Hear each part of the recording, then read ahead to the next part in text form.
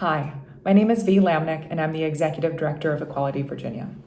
This year, we saw many historic wins in our state legislature, but most significantly, we became the 21st state in the country and the first state in the South to pass non-discrimination protections in housing, employment, and public accommodations. We were able to accomplish this for many reasons, including the fact that we had more pro-equality lawmakers in office than ever before. As important as elections are, we cannot discount the strength and political power that comes from collective advocacy. And that's what I want to focus on with you today, how engaging the transgender community in Virginia led to our legislative success. Since 2014, Equality Virginia's trans programming has had three prongs: support, visibility, and education. First, we knew that many trans Virginians needed support to meet their basic needs. So the first thing that we wanted to do was remove existing barriers and improve access to trans-affirming services and information. The second prong was visibility. We wanted to create opportunities for trans Virginians to be seen and heard, to develop their leadership, and to center their unique individual voices. The third prong was education. We also knew that the general public lacked familiarity with transgender people, and we wanted to counter the wave of anti-trans misinformation that was out there. So with all of that in mind, we created the following programs that, over the years, helped to lay the foundation for our legislative success. First, we created TIES, our Transgender Information and Empowerment Summit, which is a mouthful, so we simply call it TIES.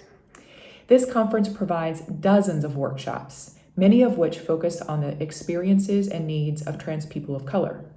In addition, the conference offers a variety of resources like HIV testing, trans-affirming mental health and medical check-ins, a youth corner, a free clothing closet, and a legal clinic where attendees can work with trained lawyers to update their identity documents. Because we want to ensure that TIES is financially accessible, the conference has always been free for attendees. Secondly, we created our Trans Leadership Collective, or TLC. Virginia is home to dozens of local support groups that are led by and serve the trans community, several of which focus primarily on trans people of color. What doesn't exist, however, is a statewide trans-specific advocacy organization. And so Equality Virginia serves as a convener so that all of these groups are able to share information, resources, and support with each other in a regular, structured way. TLC meets digitally monthly, and members are able to stay in touch with each other in between meetings through a private Facebook group. The collective continues to be a fun, accessible, community-driven way for trans groups to connect across the state. And finally, the Transgender Advocacy Speakers Bureau, or what we call TASB. This program is comprised of over 24 trans Virginians who are diverse in age, race, gender identity, occupation, and geography. This program focuses on educating the movable middle about the diversity and complexity of transgender experience, and doing that through personal journey stories. These presentations are scheduled in a variety of host venues, but mainly within welcoming faith communities. Perhaps the most striking thing about this program can be found in the data. After each speaker's presentation, post-survey responses are collected, and time and again, the results show that these presentations effectively increase participant empathy towards the trans community. The collective impact of TIES, TLC, and the Speakers Bureau is significant. These programs provided trans Virginians with support and visibility while educating allies about trans issues.